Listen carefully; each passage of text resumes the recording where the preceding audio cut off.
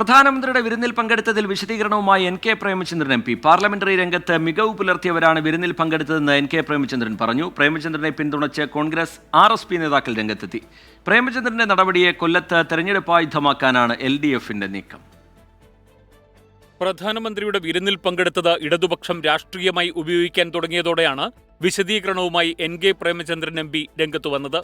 Parliamentary രംഗത്ത് മികവ് പുലർത്തിയവരാണ് പ്രധാനമന്ത്രിയുടെ വിരുന്നിൽ പങ്കെടുത്തതെന്നായിരുന്നു എൻ കെ പ്രേമചന്ദ്രന്റെ പ്രതികരണം. ജ്യോതി ബസുവിന്റെ അനുസ്മരണ ചടങ്ങിൽ പങ്കെടുക്കാതെ മോദിയെ സ്വീകരിക്കാൻ പോയത് പിണറായി വിജയനാണെന്നും പ്രേമചന്ദ്രൻ തിരിച്ചടിച്ചു.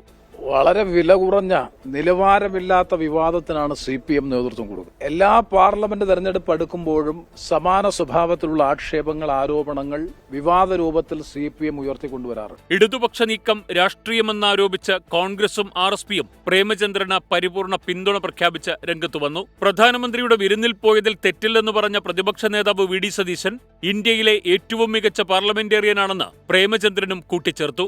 പ്രധാനമന്ത്രിയുടെ ഓഫീസിലേക്ക് എൻ കെ പ്രേമചന്ദ്രനെ വിളിച്ചു.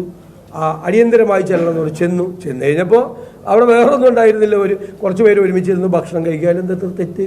പ്രധാനമന്ത്രിയുടെ ഓഫീസിലേക്ക് വിളിച്ചാൽ പോകണ്ടേ? പ്രധാനമന്ത്രി ഭക്ഷണം കഴിക്കാൻ ക്ഷണിച്ചാൽ താനും പോകുമെന്നായിരുന്നു K മുരളീധരൻ MP പ്രതികരണം. വിവാദങ്ങൾക്ക് പിന്നിൽ രാഷ്ട്രീയ അജണ്ടയെന്ന് RSP സംസ്ഥാന സെക്രട്ടറി ഷിബു ബേബി ജോണും പറഞ്ഞു. എൻ കെ പ്രേമചന്ദ്രൻ ജാഗ്രത പുലർത്തണമായിരുന്നുവെന്ന് INTUC സംസ്ഥാന പ്രസിഡന്റ് R ചന്ദ്രശേഖരൻ പറഞ്ഞു. പ്രധാനമന്ത്രിയുടെ നാടകീയമായ വിരുന്നിന്റെ അർത്ഥം മനസ്സിലാക്കാൻ ഒരു UDF MPക്ക് കഴിഞ്ഞില്ലെന്നായിരുന്നു CPI സംസ്ഥാന സെക്രട്ടറി ബിനോയ് വിശ്വത്തിന്റെ വിമർശനം. പ്രധാനമന്ത്രിയുമായുള്ള സൗഹൃദത്തിന്റെ കാരണം പ്രേമചന്ദ്രൻ വ്യക്തമാക്കണമെന്ന് എളമരം കരീമും ആവശ്യപ്പെട്ടു. പ്രധാനമന്ത്രിയുടെ വിരുന്നിൽ പങ്കെടുത്ത എൻ കെ പ്രേമചന്ദ്രനെതിരെ ശക്തമായ പ്രചാരണം തുടരാനാണ് കൊല്ലം ലോക്സഭാ സീറ്റ് ലക്ഷ്യമിടുന്ന CPIMന്റെ രാഷ്ട്രീയ തീരുമാനം. വിവിധ ബ്യൂറോകൾക്കൊപ്പം 24 കൊല്ലം.